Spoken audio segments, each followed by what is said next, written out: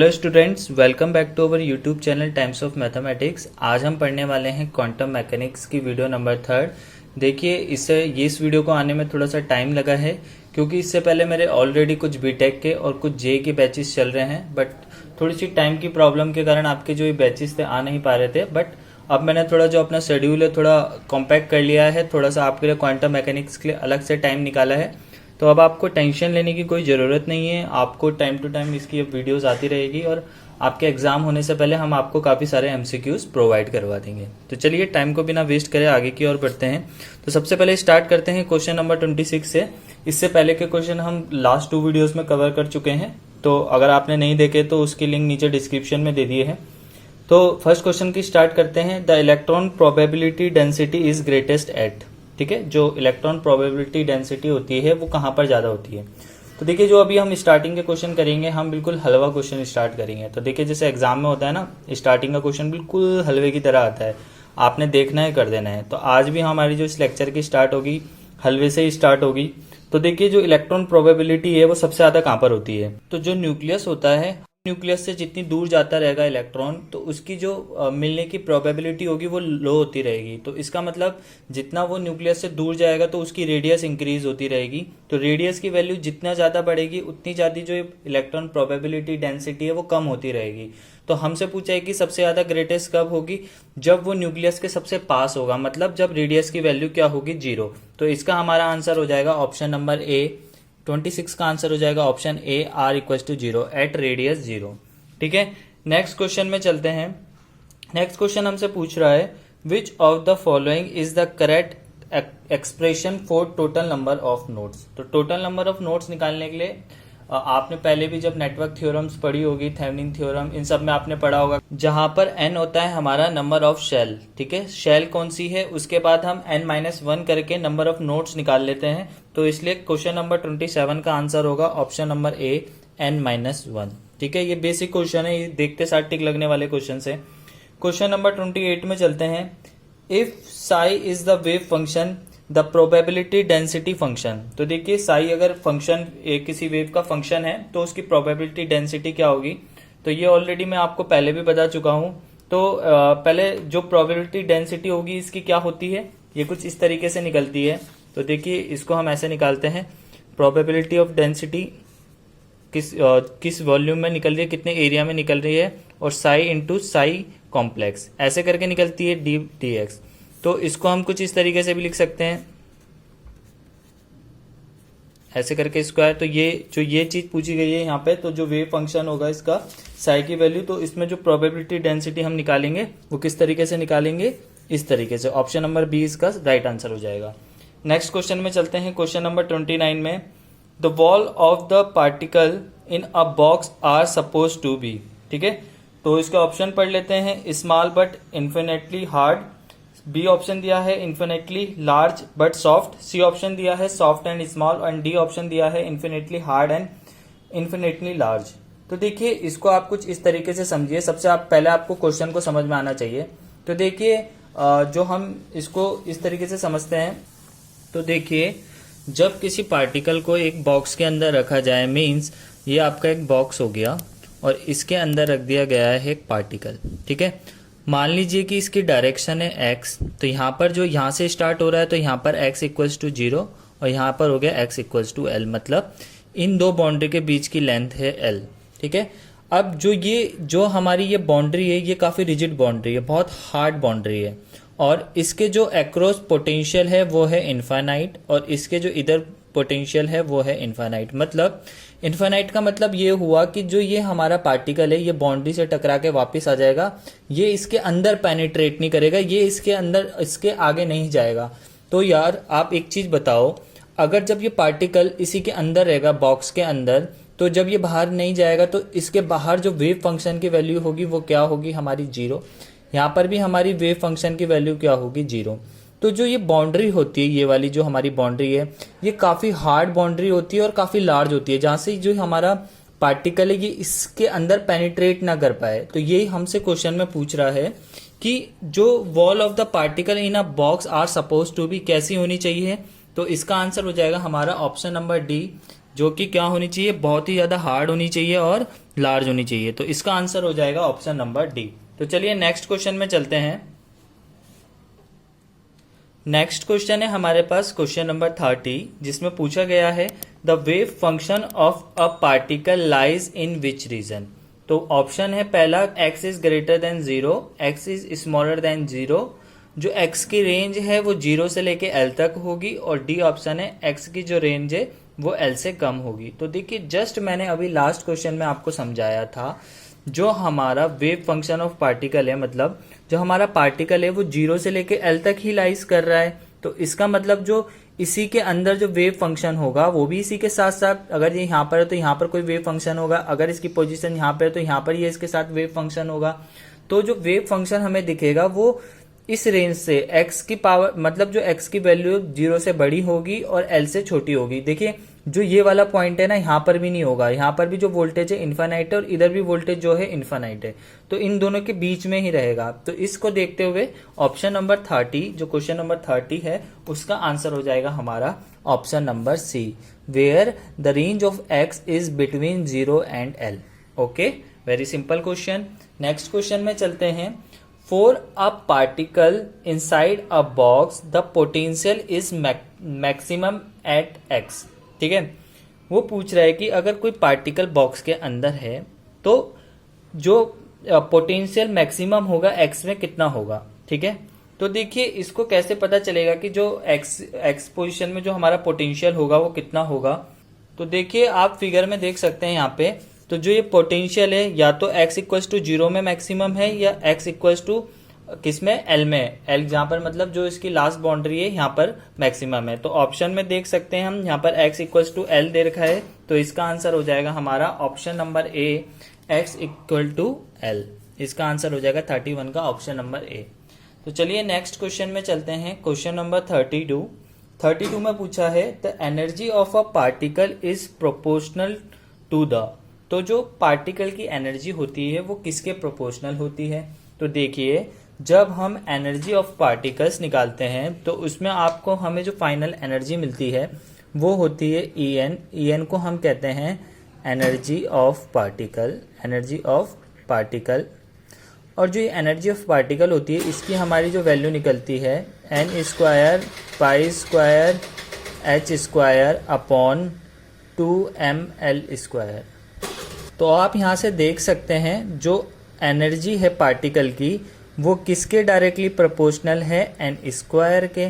तो यहाँ से हमें पता चल गया जो पार्टिकल की एनर्जी होती है वो किसके डायरेक्टली प्रोपोर्शनल होती है, n² के। तो देखिए जरा ऑप्शन में कौन सा नंबर का ऑप्शन है, तो 32 का हमारा आंसर हो जाएगा ऑप्शन नंबर सी, n²। ओके, तो चलिए नेक्स्ट क्वेश्चन में चलते हैं। क्वेश्चन नंबर 33 पूछ रहा है हमसे the eigen value of particle in a box. अगर पार्टिकल बॉक्स में है तो इसकी इगन वैल्यू क्या होगी। तो देखिए जो इगन वैल्यू का फॉर्मूला होता है आपको याद होना चाहिए।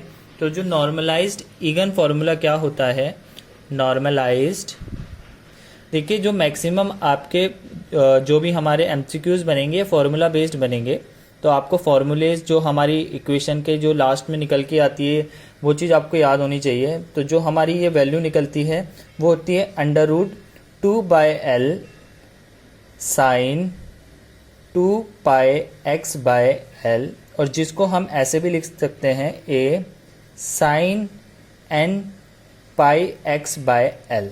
अब यहाँ पर क्या पूछा गया है, यही पूछा गया है कि यहाँ पर जो इगन वैल्यू है पार्टिकल की तो क्या होगी। तो आप इसे देख के बता सकते हैं कितनी होगी, ये वाली होगी √2/L। तो ऑप्शन नंबर 33 का आंसर हो जाएगा हमारे पास option number D, √2/L। Okay, next question में चलते हैं। Question number 34, particle in a box can never be at rest.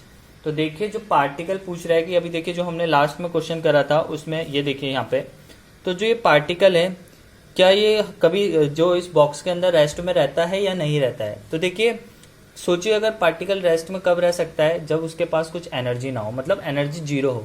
और ऐसा कभी नहीं होता है कि पार्टिकल की एनर्जी 0 हो जाए, भले ही कम होगी बट 0 कभी नहीं होगी। तो इसका मतलब इसका आंसर हमारा क्या हो जाएगा, इसका आंसर मतलब पार्टिकल में कुछ ना कुछ वैल्यू होगी और वो उसके अंदर मूवमेंट करता रहेगा। ठीक है, तो इसका आंसर हो जाएगा ऑप्शन नंबर ए, मतलब ट्रू, वो कभी रेस्ट में नहीं रहता। नेक्स्ट क्वेश्चन में चलते हैं, क्वेश्चन नंबर 35।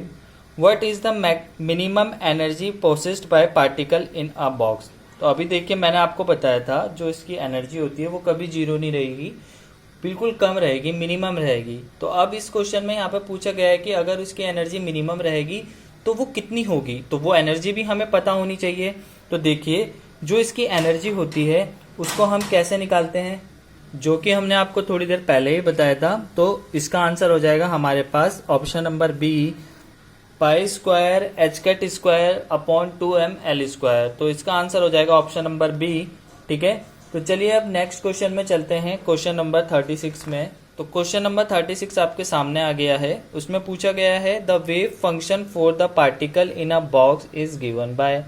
तो वेव फंक्शन हम कैसे दिखाते हैं किसी भी पार्टिकल का, ये भी मैंने अभी आपको बताया था। तो इसका आंसर ये देखिए, जो अभी हमने पहले नॉर्मलाइज्ड इगन फंक्शन निकाला था उसमें बताया था √2/L sin n πx/L। तो इसका आंसर हो जाएगा हमारा क्वेश्चन नंबर 36 का option number B, √2 sin n πx/L। ठीक है, नेक्स्ट क्वेश्चन में चलते हैं, क्वेश्चन नंबर 37 पूछ रहा है can you observe the energy state for a ball of a mass of 10 gram moving in a box of length 10 centimetre, और जिसमें प्लैंक कांस्टेंट की वैल्यू दी गई है 6.6 इंटू 10⁻⁻34 जूल सेकेंड। तो देखिए इसको कैसे सॉल्व करेंगे, इसके लिए हम ये न्यूमेरिकल है, इसके लिए आपको बेसिक फॉर्मूला पता होना चाहिए। तो इसको अब हम सॉल्व कर लेते हैं। तो सॉल्व करने के लिए जो एनर्जी ऑफ पार्टिकल्स होता है उसका जो फॉर्मूला होता है हमारे पास En = n² h² upon 8mL²। तो अब हम इसको सॉल्व करेंगे, इसकी फंक्शन में जो हमें गिवन है उसकी वैल्यू रख देंगे। तो energy of particle is n² h² upon 8mL²। तो देखिए n तो हमें यहाँ पर जो यहाँ पर पूछा गया है फॉर n = 2, तो अभी n की वैल्यू नहीं रखते, तो अभी हम n को ऐसे ही रख के जितनी भी हमें गिवन वैल्यू है, तो यहाँ पर जो h है हमारे पास प्लैंक कांस्टेंट है, उसकी वैल्यू हम डायरेक्ट लिख देते हैं 6.6 इंटू 10⁻⁻34 और इसका स्क्वायर। तो देखिए कई बार आपको इसकी वैल्यू गिवन भी हो सकती है, but it is very easy to memorise. तो आप इसको मेमोराइज कर लीजिए। उसके बाद यहाँ पर 8 की जगह हमारा 8 आ जाएगा। मास हमें जो बॉल का मास दिया गया है 10 ग्राम दिया गया है, तो मल्टीप्लाई बाय 10, और इस जो हमारी यहाँ पर ग्राम की क्वांटिटी है इसको किलोग्राम में चेंज कर देंगे तो यहाँ पर आ जाएगा इंटू 10⁻⁻3। उसके बाद साथ में हमें दिया गया है लेंथ, तो वो कितना लेंथ ट्रेवल कर रहा है 10 सेंटीमीटर। तो पहले तो हम 10 लिख देंगे, इसको सेंटीमीटर से मीटर में कन्वर्ट करके 10⁻⁻2 और इसका स्क्वायर। ये अभी जो हमारा आंसर निकलेगा जूल में निकलेगा। और याद रखना है जो एनर्जी होती है वो इलेक्ट्रॉन वोल्ट में निकाली जाती है, तो इसलिए बाद में हम जूल को इलेक्ट्रॉन वोल्ट में कन्वर्ट कर देंगे। तो देखिए जब हम इसको सॉल्व करेंगे तो हमें इस सब को सॉल्यूशन करने के बाद मिलेगा 5.445 इंटू 10⁻⁻64 जूल। ठीक है, n² तो आपका ये बिल्कुल कांस्टेंट आ जाएगा, तो ये आपका जूल में आएगा। तो हमें पता है कि एनर्जी को इलेक्ट्रॉन वोल्ट में निकालना है, तो here we convert joule into electron volt. उसके लिए हमें क्या करना पड़ेगा, इसको डिवाइड कर देना पड़ेगा।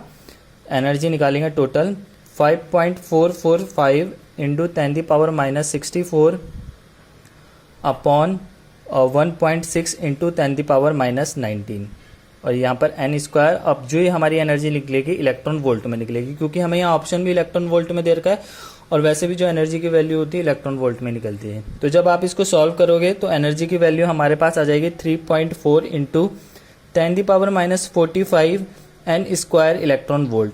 तो जो ये एनर्जी है, आप देखिए ये ऑप्शन में दे रखा है, यहाँ पर ऑप्शन नंबर है, बट अगर आप इसको आंसर लगा देंगे तो गलत हो जाएगा, क्योंकि यहाँ पर जो n की वैल्यू है यहाँ पर अभी हमें n की वैल्यू पुट करनी है। उन्होंने बोला है कि सेकंड सेल में कितनी होगी, तो n की वैल्यू जब हम पुट कर देंगे 2, तो यहाँ पर हम निकालेंगे total energy 3.4 into 10⁻⁻45 into 2 to the 4, क्योंकि 2 का स्क्वायर होगा। तो हम यहाँ से हमारे पास जो वैल्यू निकल के आएगी वो हमारे पास आ जाएगी 13.6 इंटू 10⁻⁻45 इलेक्ट्रॉन वोल्ट। तो अब देखिए क्या है, किसी ऑप्शन में दिया गया है, तो जो ऑप्शन नंबर बी है हमारे पास 13.6 इंटू 10⁻⁻45 इलेक्ट्रॉन वोल्ट। तो इसका आंसर हो जाएगा option number B. Next question में चलते हैं, question number 38। The wave function of a particle in a box is given by. तो अब जो वेव फंक्शन हम निकालते हैं, जब हम श्रोडिंगर इक्वेशन निकालते हैं, इगन वैल्यू निकालते हैं, इगन फंक्शन निकालते हैं, तो उसमें जो वेव फंक्शन की वैल्यू निकलती है वो निकलती है हमारी a sine K X plus B sine K x. तो आपको इसमें देखिए जो ये प्लस और माइनस का जो डिफरेंस और एडिशन का जो इसमें डिफरेंस है, इसको आपको ढंग से याद रखना है। तो इसका आंसर हो जाएगा हमारे पास option number C, a sine K X plus B sine K S. Next question में चलते हैं, question number 39। What does following figure shown. Options पढ़ लेते हैं। ऑप्शन है wave function for a infinite potential wall. तो जो ये हमें यहाँ पर कुछ वेव्स दिखाई दे रही है, तो पहली बार उसने पूछा है कि जो इसकी वॉल है, जो इसकी बाउंड्रीज है वो इनफाइनाइट है, और जो ये दिखा रहा है हमें वेव फंक्शन दिखा रहा है, मतलब साई की वैल्यू दिखा रहा है। नेक्स्ट में पूछा है कि जो साई की वैल्यू के साथ साथ फाइनाइट पोटेंशियल वेल। थर्ड में पूछा है कि probability density for a infinite potential well, और फोर्थ ऑप्शन दिया है probability density for a finite infinite potential well. तो देखिए जो हमारे पास ये वाली वेव है, ये है हमारी साई वेव, मतलब ये हमारी वेव फंक्शन है। और उसके बाद जो ये वाली वेव है, ये हमें उसकी एक तरीके से प्रोबेबिलिटी डेंसिटी बता रही है कि किस एरिया पे उसकी मिलने की प्रोबेबिलिटी सबसे ज्यादा है। तो देखिए अगर जो ये हमारी वॉल है, यहाँ पर अगर वोल्टेज कैसा होता, इनफाइनाइट होता, तो ये जो ये वॉल है ये यहीं पे खत्म हो जाता है, जो ये वेव जा रही है वो यहीं पर एंड हो जाती। बट देखिए इसके बाद भी आगे जाके डिक्रीज हो रही है, तो इसका मतलब जो यहाँ पर वो जो भी हमारा पोटेंशियल है ये काफी लो पोटेंशियल है, ये इनफाइनाइट पोटेंशियल नहीं है। तो इसलिए इसका आंसर हो जाएगा option number D, probability density for a finite potential well. Okay, तो नेक्स्ट क्वेश्चन में चलते हैं, क्वेश्चन नंबर 40 में। क्वेश्चन 40 में पूछा गया है, the principle that all microscopic physics entities have both wave and particles property is called as wave particles. तो हमें पता है कि जो भी हमारी वेव पार्टिकल्स होते हैं वो दो प्रॉपर्टी जो हमारी वेव होती है, जो हमारी लाइट होती है, वो कंसिस्ट करती है एक वेव की और पार्टिकल्स की। तो उनकी इन दोनों प्रॉपर्टी को हम कहते हैं ड्युअलिटी प्रॉपर्टी। ड्यू मतलब होता है दो, तो दो प्रॉपर्टी होल्ड करती है, तो इसका आंसर हो जाएगा option number B. Next question में चलते हैं, question number 41। The probability of finding a particle in a differential region dx। तो डिफरेंशियल रीजन में फाइंड करने की प्रोबेबिलिटी हम क्या होती है, ये श्रोडिंगर इक्वेशन में भी हमने देखा था। तो इसका जो आंसर हो जाएगा, आप बताइए इसमें से कौन सा आंसर होगा। तो देखिए इसमें जो हम प्रोबेबिलिटी निकालते हैं, तो उसके लिए हमारा आंसर हो जाएगा option number D. Next question में चलते हैं, question number 42। The momentum operator of in a one dimension is. तो ये वन डायमेंशन में जो मोमेंटम ऑपरेटर होता है उसको हम किस चीज से रिप्रेजेंट करते हैं, तो उसका आंसर हो जाएगा हमारे पास option number C. Next question में चलते हैं, question number 43। According to the wave function and its first partial differentiation should be dash function for the value of x. मतलब वैल्यू ऑफ एक्स के साथ साथ जब हम फर्स्ट पार्शियल डिफरेंशिएशन करते हैं, तो जो वेव फंक्शन होता है वो उस पर किस तरीके से इफेक्ट करता है। तो या तो वेव फंक्शन क्या होता है, देखिए जब भी हमारा वेव या हमारा पार्टिकल कहीं भी मूव करेगा एक्स डायरेक्शन में, तो उसके साथ साथ उसका जो वेव फंक्शन है, जो साई की वैल्यू है, वो भी उसके साथ कंटिन्यूअसली वेरी करेगी। तो इसलिए इसका आंसर हो जाएगा option number B, continuously. Next question में चलते हैं, क्वेश्चन नंबर 44, लास्ट क्वेश्चन है। Any wave function having symmetry property is set to be a dash parity. तो देखिए अगर सिमेट्रिक प्रॉपर्टी होती है तो उसको हम कहते हैं इवन प्रॉपर्टी, और अगर एसिमेट्रिक प्रॉपर्टी होती है तो उसको हम कहते हैं ऑड प्रॉपर्टी। तो यहाँ पर हमें सिमेट्रिक प्रॉपर्टी पूछा है, तो यहाँ पर इसका आंसर हो जाएगा हमारे पास ऑप्शन नंबर बी, इवन। तो देखिए आज का लेक्चर आपको कैसा लगा कमेंट करके जरूर बताएं, और वीडियो को ज्यादा से ज्यादा दोस्तों के साथ शेयर करें। Thank you.